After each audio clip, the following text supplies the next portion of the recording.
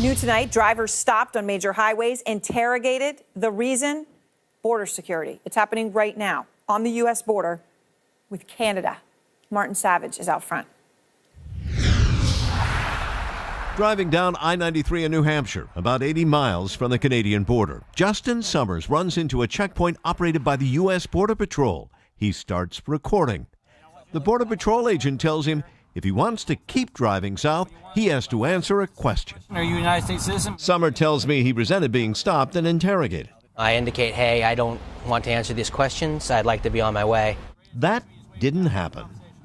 This is the area of the checkpoint. Justin Summers says when he refused to answer the agent's questions, they detained him and said they would hold him until he told them what they wanted to hear. In other words, indefinitely. The message to you is, if you don't answer this question, we're going to hold you on the side of the road here until who knows when. Exactly. It's kind of an intimidation tactic, I think. So I need you to pull over there?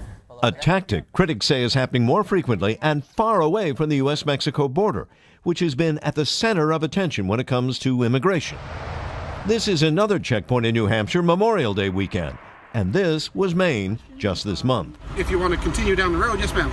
We need to know what country you're a citizen of. Hundreds, if not thousands, of individuals are being stopped, detained, seized, and interrogated without any reasonable suspicion, without any probable cause that a crime has been committed. And that's really not how our Constitution works. You have anybody in the trunk?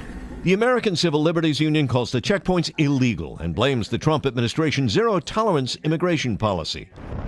And you don't have to live near a border to run into a checkpoint. By law, border agents can work up to 100 miles from the entire perimeter of the country. 2/3 of individuals living in the United States actually fall within this 100-mile region. It gives us a chance to see what's going on, in our case, what's going on in our area. Sector Chief Dennis Harmon says the checkpoints aren't random but based on intelligence. He sees the questioning and detention of Americans as a minor inconvenience. It's no more of a stop or inconvenience than you have at a traffic light. The traffic light doesn't query me, though, as to what I'm doing or why. True. But we're not asking you what you're doing or why. We're just asking you a simple question. Are you a citizen of the United States? Or of what country are you a citizen or national? But you will delay my moving forward until I give you some response. Which the courts have affirmed that we're allowed to do. The checkpoint in Maine did apprehend an undocumented immigrant, but Harmon couldn't say how many Americans had to be stopped and questioned to make that happen. Meanwhile, in neighboring New Hampshire, Justin Summers was eventually released and says he'd do it all again. After all, he lives in a state whose motto is live free or die. And I don't want to be a nation of checkpoints. I don't want to be a nation where you have to prove that you have the right to be where you are doing your daily activities. The U.S. Border Patrol up here says, for now, the checkpoints are going to continue.